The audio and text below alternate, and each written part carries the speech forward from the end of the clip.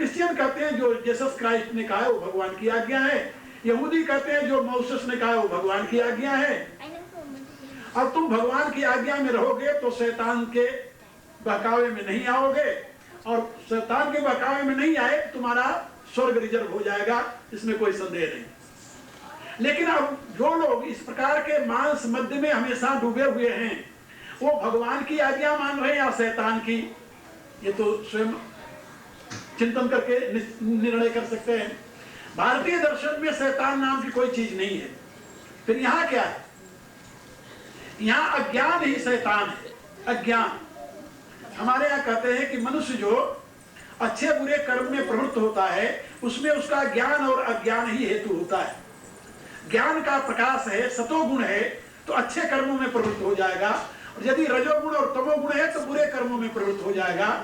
इसीलिए गीता के 17वें अध्याय में भगवान ने 3 प्रकार के भोजन की बात समझाई।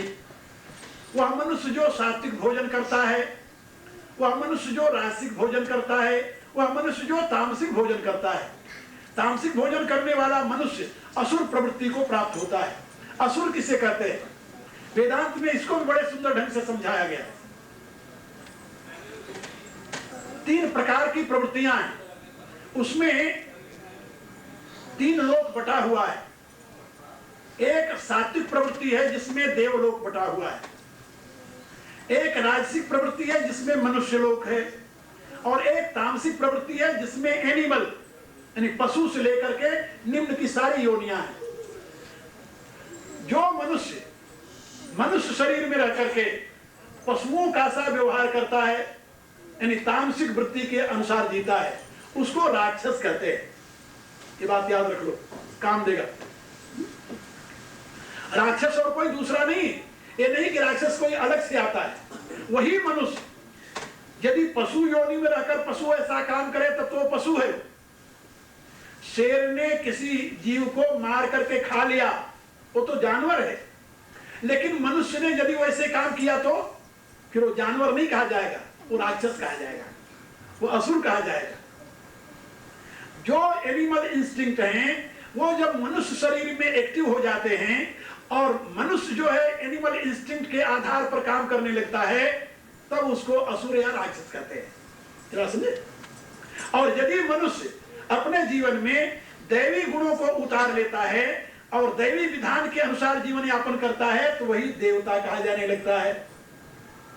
और यदि न तो पूर्ण देवता बना है न तो पूर्ण राक्षस बना है, बीच की अवस्था में है तो उसे मनुष्य कहते हैं।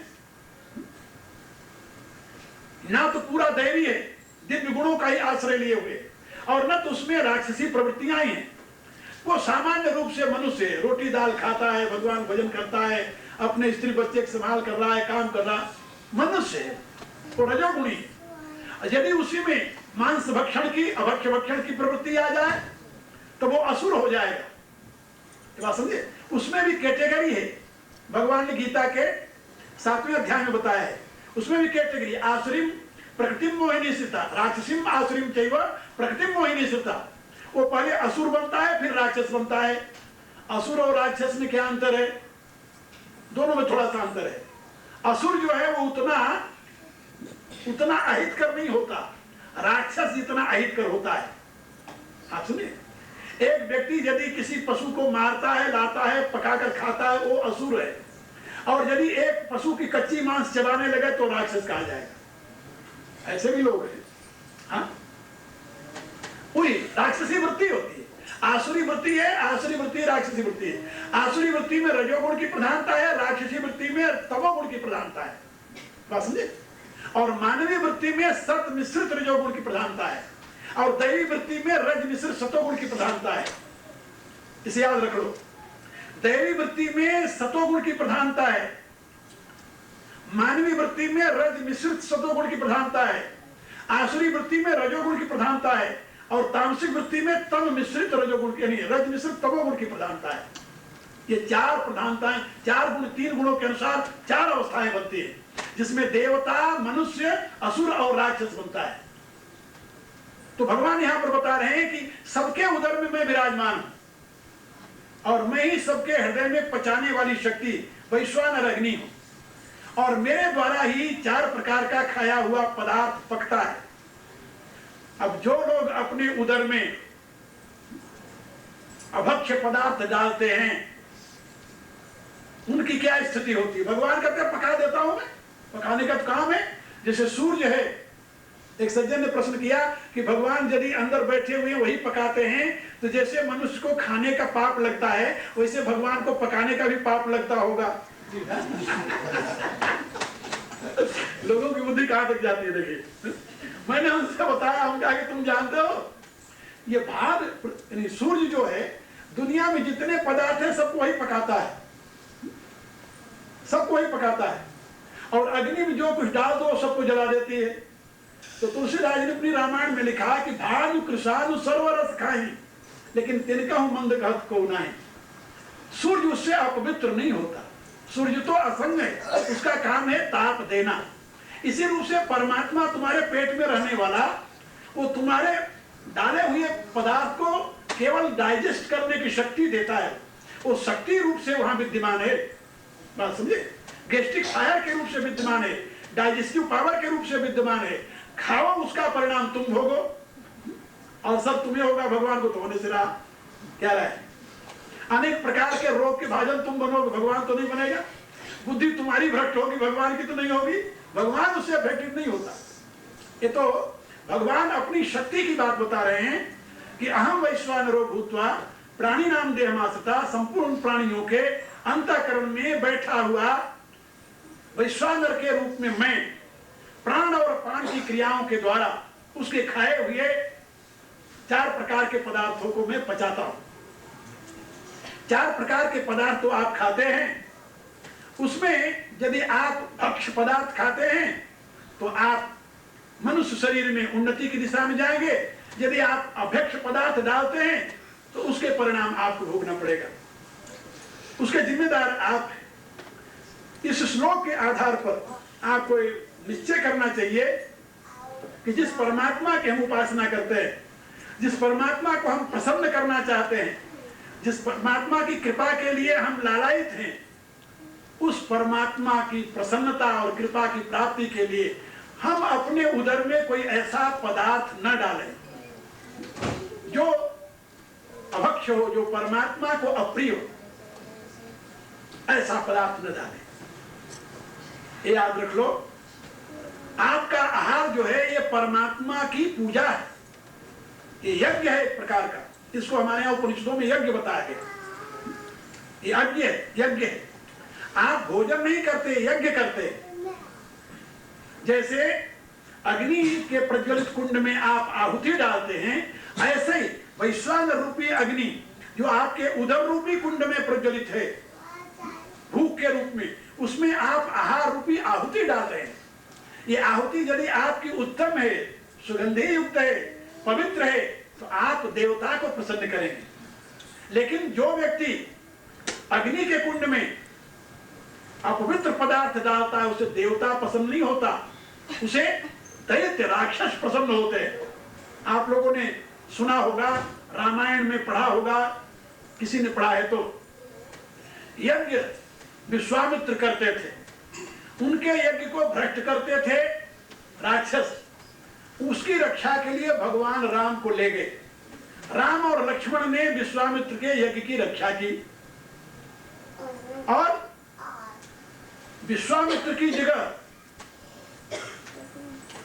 एक दूसरा व्यक्ति और यज्ञ कर रहा है।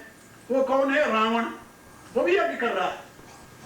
अब रावण के यज्ञ का जब समाचार मिला तो भगवान राम उसकी रक्षा करने नहीं गए, बल्कि उन्होंने लक्ष्मण को और बंदरों को, वीरों को भेजा कि जाकर उसके यज्ञ को नष्ट कराओ। अब यदि पूछा जाए भाई भगवान राम यज्ञ रक्षा के लिए उतार लिए थे या यज्ञ विध्वंस के लिए, क्या कहेंगे? भगवान राम का आदेश है यज्ञ विध्वंस करो तुम जाए। लक्ष्मण से कहा कि तुम जाकर के ये सेना लेकर के जाओ, तुरंत उसके यज्ञ को नष्ट कर डालो। कहा भाई भगवान राम ने यज्ञ विध्वंस का आदेश कैसे दे दिया? कहा वो यज्ञ कैसा कर रहा था, जाकर जरा ये तो देखिए कैसा यज्ञ कर रहा था। वहां पर जब जाकर के लक्ष्मण ने देखा तो यज्ञ में क्या कर रहा था? आहुति देत रुधिर और भैंसा, भैंसे को काट करके भैंसे के मांस की तो वो दूसरी आहुति दे। दो प्रकार की आहुति आप देते हैं ना, एक तो घी, एक आदमी घी डालता है और एक आदमी सामग्री डालता है। तो सामग्री की जगह पर तो भैंसे को काट कर डाल रहा था और घी की जगह पर वो खून डाल रहा था। खून की आहुति और पशु की आहुति वो अग्नि में डाल रहा था स्वाहा मंत्र बोलते हुए। ऐसे यज्ञ को विध्वंस करने के लिए भगवान ने निर्देश दिया। बस इसको राक्षसी यज्ञ कहते हैं। वही यज्ञ यदि आप करते हो, अपने पेट में रक्त और मांस डालते हो, तो आप किसकी कैटेगरी में आएंगे ये आप स्वयं समझ ले।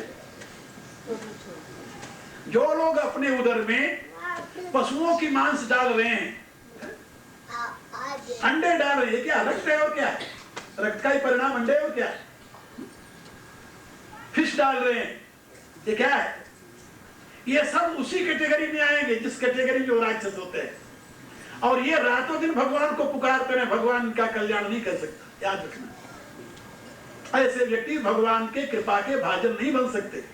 ये तो भगवान ने स्वयं रामायण में एक जगह कहा है, काल रूप तिनकर में भ्राता, मैं उनका बाप नहीं उनका काल हूं, शुभ और अशुभ कर्म फलदाता। करें वो अवस नर अघनाना, स्वार्थ रथ परलोक नसाना, काल रूप तिनकर में भ्राता, शुभ और अशुभ कर्म फलदाता।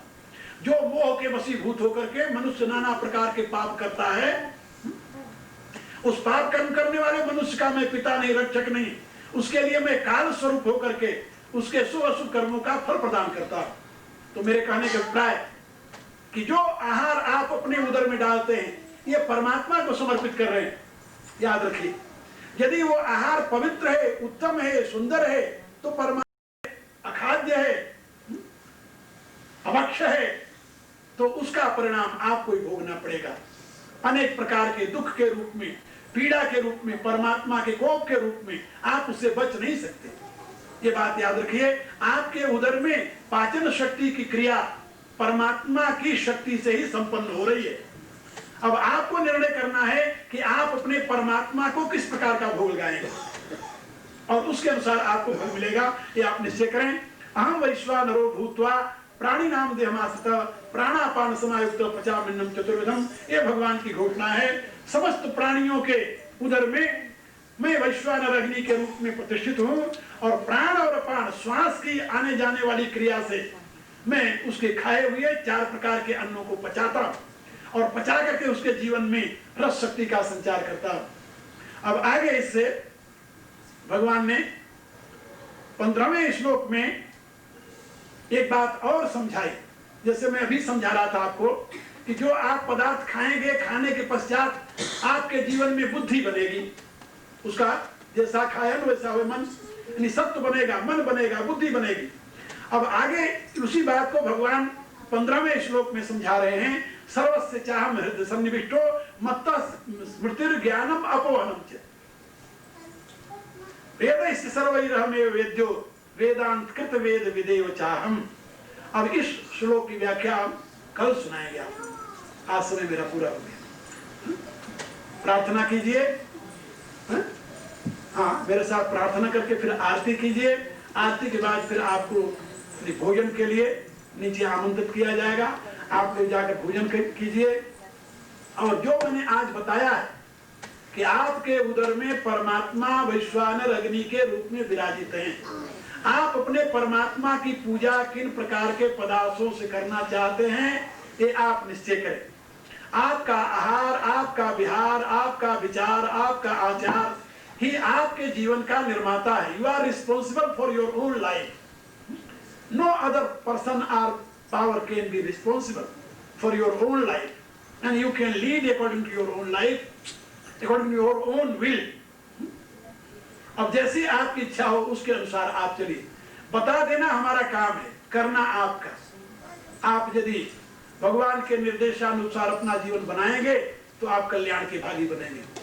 इन्हीं शब्दों के साथ मैं आप लोगों को इस दीपावली की अनंत शुभकामनाएं और बहुत बहुत बधाई देता हूं, बहुत बहुत आशीर्वाद देता हूं।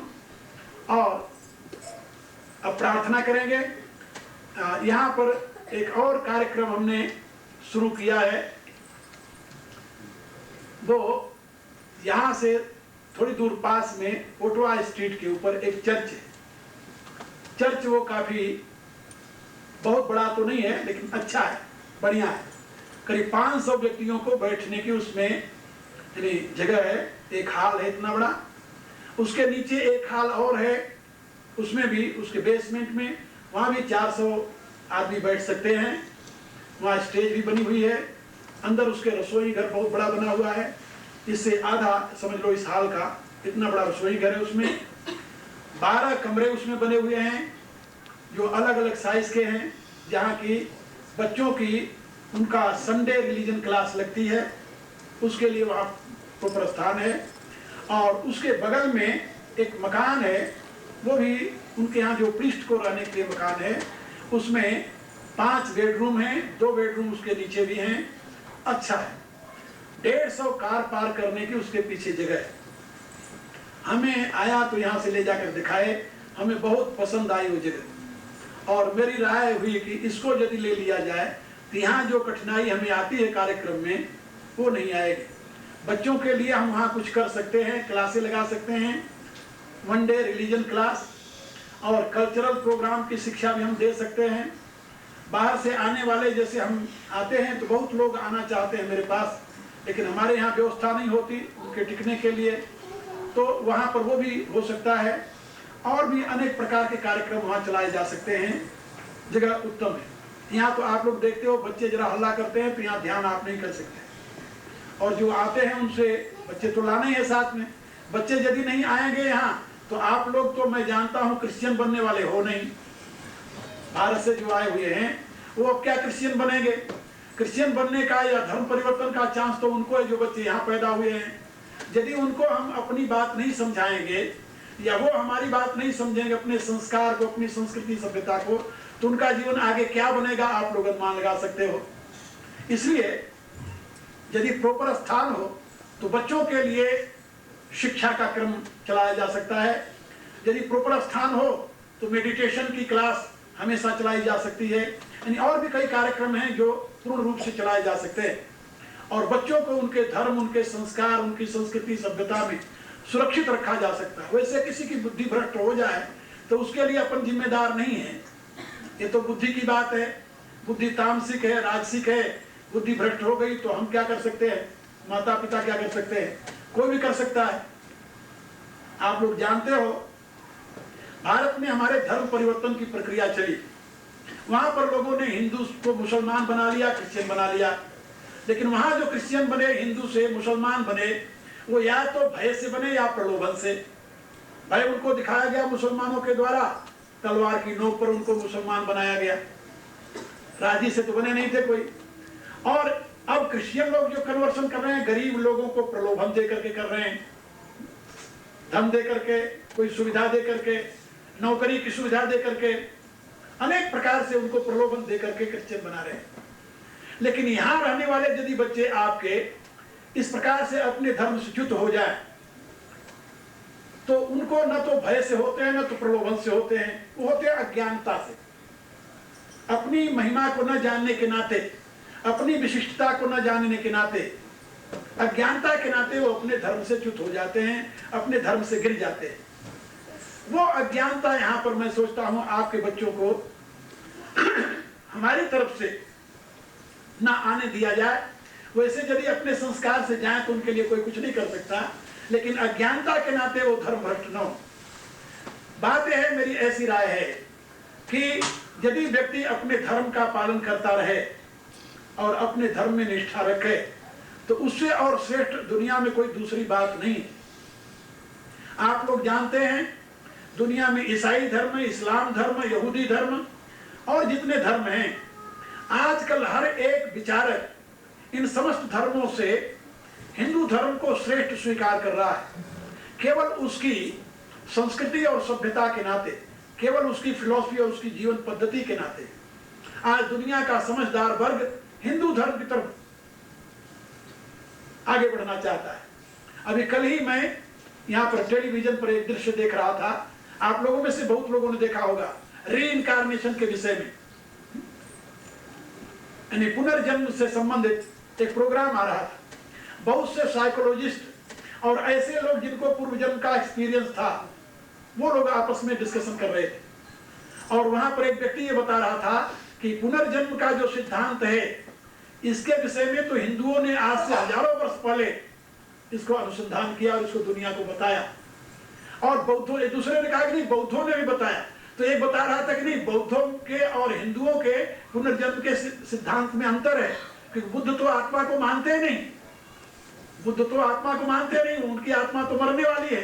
हिंदुओं की आत्मा जो एटर्नल है वो मरने वाली नहीं है। इसलिए हिंदुओं द्वारा जो पुनर्जन्म का सिद्धांत है वो ज्यादा प्रभावशाली और ज्यादा समझ में आ रहा है। क्योंकि एक व्यक्ति ने अपने, वो बता रहा था, एक व्यक्ति को आज से हजारों वर्ष के पीछे एक प्रक्रिया से उसको ले गए, उसके माइंड को, और हजारों वर्ष पूर्व की बात वो बता रहा था कि उस जन्म में वो क्या था और वहां क्या देखा है, इस प्रकार की स्थिति।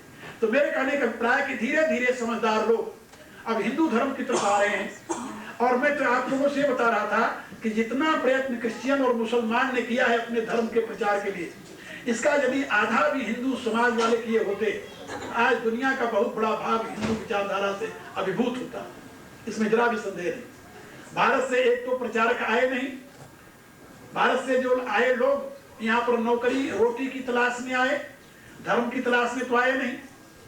इसलिए यहाँ की नौकरी में अपने आप को सुखी मानते रहे, और उसके बाद में नौकरी से उबे, वहां कुछ असुविधा हुई तो बिजनेस में पड़ गए, क्योंकि पैसा उद्देश्य था।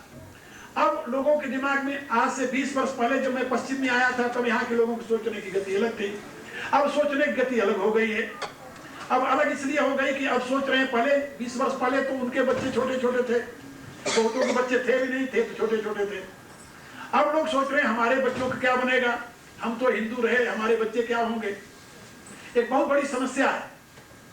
इसके लिए मेरी राय है कि आपके बच्चे हिंदू संस्कारों को समझते रहें, युक्त रहें, उसमें सफल हों, और धर्म के नाते उनको अपने पथ से भ्रष्ट होना न पड़े। क्योंकि क्रिश्चियन समाज इतना उन्नत समाज नहीं है चारित्रिक दृष्टि से। आप लोग यहाँ देख रहे हो, यहाँ न तो परिवार है और न तो समाज है। समाज के नाम पर यहाँ केवल एक राजनीतिक संस्था है, और परिवार के नाम पर केवल व्यक्ति अकेला है। रिलेशन है तो केवल सेक्स के नाते है, दूसरा कोई नाता यहाँ पर हमने देखा नहीं। हमें 20 वर्ष हो गया इन देशों में घूमते, और मैं बहुत गहराई से देखा हूँ, इनके अंदर रह कर देखा। आप लोगों को मालूम है, हजारों मेरे शिष्य हैं अमेरिका और यूरोप के देशों में, और उनके जीवन को बड़े अंदर से मैंने देखा है कि उनके यहाँ फैमिली नाम की कोई चीज नहीं, परिवार नाम की कोई चीज नहीं है, और न तो समाज नाम की कोई व्यवस्था है। हमने यहाँ पर आए तो देखा, यहाँ हिंदू आपस में इकट्ठा होते थे केवल भोजन करने के लिए, और कोई दूसरा उनके लिए जरिया इकट्ठा होने का नहीं था। जब हम शुरू में सत्संग का प्रचार करने लगे तो लोग यही कहते थे, जब सबको बुलाएंगे तो भोजन कराना पड़ेगा। हमने कहा सत्संग के नाते तुम सब इकट्ठा हो, भोजन के नाते क्यों इकट्ठा होते हो। फिर धीरे धीरे सत्संग का संस्कार चला। हमारे कांता जी आई तो इन्होंने पहले घर घर में सत्संग शुरू किया, रामायण का खंड पाठ शुरू किया। आज से 17 वर्ष पहले की बात बता रहा, आप लोगों को मालूम है उस घटना को। यहाँ ही नहीं, ये पूरे अमेरिका और यूरोप की बात मैं बता रहा हूँ। जहाँ हम गए यही देखा, इंडियन लोग इकट्ठा होते थे, भोजन के लिए इकट्ठा हो रहे हैं पार्टी के नाम पर। अब सत्संग के नाते इकट्ठा होने लगे हैं लोग। उसके बाद में मंदिरों की संख्या शुरू हो गई, क्योंकि लोगों को ये हुआ कि हम धर्म के नाते इकट्ठा हो। हमारे संस्कारों में था कि हम धर्म के नाते इकट्ठा हो, वहां पर ये संस्कार नहीं है। तो मैं आप लोगों को बता रहा था कि यदि आपके धर्म से यहाँ वालों का जीवन उन्नत होता तो मैं आपको जरूर सलाह देता कि उनका अनुकरण कीजिए। आप जरूर देता, क्योंकि हम तो फिलोसफर हैं, हम कोई ऑर्थोडॉक्स नहीं है। हम तो फिलोसफर हैं, हम तो हर एक बात विज्ञान की दृष्टि से देखते हैं, समझाते हैं। लेकिन हमें यहाँ के विश्वास में, यहाँ के धर्म में, यहाँ के जीवन पद्धति में कहीं भी तो कुछ विशिष्ट नहीं मिला है। पॉलिटिकल सेटअप के सिवा और यहाँ कोई समाज है ही नहीं, और वो भी बिखरने के लिए तैयार हैं। आप लोग देख रहे हो, अभी मैं कल बात कर रहा था कि चर्च के विषय में कहते हैं, गुरुजी आप जरा 26 तारीख तक देख लो, ये सब होने वाली है। मैं बड़ा हैरान भाई, 26 तारीख क्या होने वाला है। कहते हैं ये शायद ये देश बिखर जाएगा, ये बचा रहेगा। यानी मेरे कहने का प्राय ये तो सब राजनीतिक स्वीकृतियां हैं, वो किसी समय टूट सकती है। लेकिन भारत का इतना यानी दृढ़ समाज है कि हजारों वर्ष से लोग कोशिश कर रहे हैं उसको तोड़ने के लिए, अब तक नहीं टूट सका। आप जरा सोचिए, 10 वर्ष से पंजाब में कोशिश हो रही हिंदू और सिख को लड़ाने की, लेकिन आपस में कभी नहीं लड़े, कभी नहीं, एक दिन भी नहीं लड़े। और लड़े कहां? बाहर, पंजाब से बाहर, और वो भी हिंदू सिख नहीं लड़े। आप लोगों को शायद वो कहानी मालूम नहीं है, जिस समय इंदिरा गांधी मारी गई थी उसमें दिल्ली में सिखों को किसने मारा? आप लोग नहीं जानते इस कहानी को, और किसने मरवाया ये भी आप लोग नहीं जानते। तो बहुत दुखद घटना है। खैर, आज यहाँ बताने की उसकी जरूरत नहीं है, ये तो मैं आपको संकेत कर रहा हूं, क्योंकि हमारे इतना दृढ़ संस्कार है, हमारी आत्मीयता और प्रियता की, हमारे पारिवारिक संबंध इतने दृढ़ हैं कि हम उसमें से अलग हो ही नहीं सकते। थोड़े दिन के लिए भले हम इधर उधर हो जाएं, तो ये हमारे यहाँ समाज है, हमारे यहाँ परिवार है, हमारे यहाँ व्यक्ति अकेला नहीं है। और व्यक्ति यदि अकेला न हो तो हर एक प्रकार के दुख सुख को सह सकता है। आपके दुख में यदि 4 आपके दोस्त आ जाएं भागीदार बनने के लिए, आपका दुख आधा हो जाएगा। और यदि आप अपने दुख के लिए अकेले हो जाएं तो आत्महत्या के सिवा आपके पास दूसरा रास्ता नहीं होगा। या तो पागल खाना आपके लिए होगा, या तो मृत्यु का स्थान, तीसरा कोई स्थान नहीं।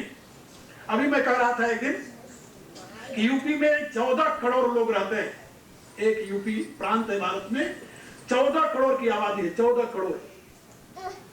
आश्चर्य की बात नहीं बता रहा हूं, 90 करोड़ की आबादी में 14 करोड़ केवल यूपी में लोग रहते हैं। और 14 करोड़ की आबादी वाले प्रांत में केवल 2 पागल खाने हैं, एक बरेली में, एक आगरा में, और वो भी भरे नहीं होते। क्या समझे? 14 करोड़ की आबादी में 2 पागल खाने हैं। और ये जो देश है, ये जहां आप बैठे हो, 2.5 करोड़ की आबादी है। कितने पागल खाने हैं आप लोग जरा पता लगाओ।